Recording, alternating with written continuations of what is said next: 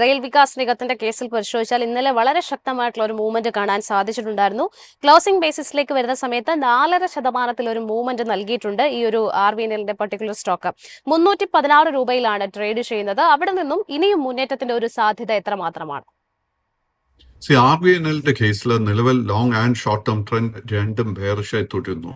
ഇന്നലെ നമുക്ക് കണ്ടിരിക്കുന്ന ഈ തിരിച്ചുള്ള ഒരു sharp recovery at this point നമുക്ക് ഷോർട്ട് കവറിംഗ് ആയിട്ട് വിലയിരുത്താൻ സാധിക്കത്തുള്ളൂ. ബട്ട് ജനറലി സ്പീക്കിംഗ് എനിക്ക് തോന്നുന്നത് റെയിൽവേ സ്റ്റോക്സിന്റെ ബോട്ടത്തിന്റെ വളരെ അടുത്തോട്ട് നമ്മൾ വന്നിട്ടുണ്ട്. സോ നമ്മൾ ഇത്തരം സ്റ്റോക്സിൽ നമ്മൾ ഫൈനാൻഷ്യൽസിൽ കംഫർട്ടബിൾ ആണെങ്കിൽ കറന്റ് ലെവൽസിൽ തന്നെ ആയിരിക്കും നമ്മൾ ലോങ് പൊസിഷൻസ് ബിൽഡപ്പ് ചെയ്യാൻ ശ്രമിക്കേണ്ടത്. RVNLനെ കുറിച്ച് ചോദിച്ചതുകൊണ്ട് എനിക്ക് ഏറ്റവും ഇഷ്ടപ്പെട്ടിരിക്കുന്ന ഒരു ബുള്ളിഷ് സെറ്റപ്പ് കാണുന്ന 2-3 സ്റ്റോക്സ്. ആദ്യത്തെ ടിറ്റാഗറിന്റെ കേസിലാണ്.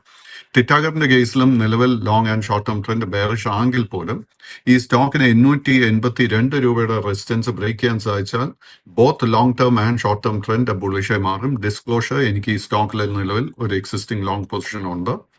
രണ്ടാമത്തെ ഒരു stock in this segment is Texmaco rail. Texmaco റെയിലിന്റെ കേസിൽ വളരെ സ്ട്രോങ് ആയിട്ടൊരു സപ്പോർട്ട് ബേസ് 137 രൂപയിൽ ഫോം ചെയ്യുന്നത് കാണുന്നുണ്ട്. സോ ഈ കമ്പനിയുടെ ഫൈനാൻഷ്യൽസിൽ കംഫർട്ടബിൾ ആണെങ്കിൽ കറന്റ് ലെവൽസിൽ തന്നെ നമുക്ക് ഒരു കോൺട്രേറിയൻ ഇൻവെസ്റ്റ്മെന്റ് ചെയ്യാൻ സാധിക്കും.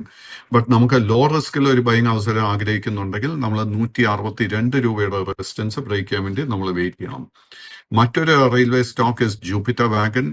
ടെക്സ്മാക്കോ റെയിലിന്റെ സിമിലർ പാറ്റേൺ ഈ സ്റ്റോക്കിലും കാണാൻ സാധിക്കുന്നത്. 300 രൂപയിൽ വളരെ സ്ട്രോങ് സപ്പോർട്ട് ഉണ്ട്. എനിക്ക് തോന്നുന്നില്ല ആ ഒരു സപ്പോർട്ട് ബ്രേക്ക് ചെയ്യപ്പെടുമെന്ന്. കമ്പനിയുടെ ഫൈനാൻഷ്യൽസിൽ കംഫർട്ടബിൾ ആണെങ്കിൽ കോൺട്രേറിയൻ ഇൻവെസ്റ്റ്മെന്റ് ആയിട്ട് നമുക്ക് കറന്റ് ലെവൽസിലെ പൊസിഷൻ ബിൽഡപ്പ് ചെയ്യാം. സ്റ്റോക്കിലെ ട്രെൻഡ് റിവേഴ്സൽ നടക്കണമെങ്കിൽ ആദ്യം തന്നെ 360 അതിനുശേഷം 382 റെസിസ്റ്റൻസ് ലെവൽസ് ഇത് ബ്രേക്ക് ചെയ്യണം.